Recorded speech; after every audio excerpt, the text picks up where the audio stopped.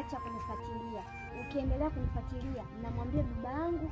Kwa nini ukuibie? Kwa nini ukuibie? Kaka, sikiliza, mimi mtaa mzima wananijua. Mchana kumi mimi napigwa ngeta kweli? Sio kweli. Sikiliza nikwambie. Ndio swala limeisha na heshima. Ule mpuzi alikuibia. Anijibu vizuri. Kaka, mtu mwenyewe ndio yule hapa alionikaba. Ndio yule.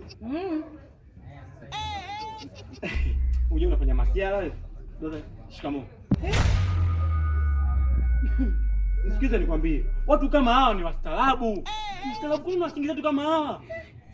Kanikaba mimi huyu leo. Kanikaba wapi mpuuzi wewe bwana? Umetoka unatuingiza msingiza kakati. Mimi nikakati jamani. Mimi mstaarabu kweli kweli. Afisi kitu. Yenyewe. Dada, mimi nilikuwa. Wewe mshambani.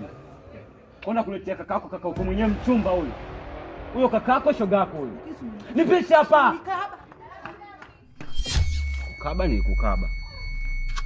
Hiyo mali za Mungu ni shali kinda na kinda.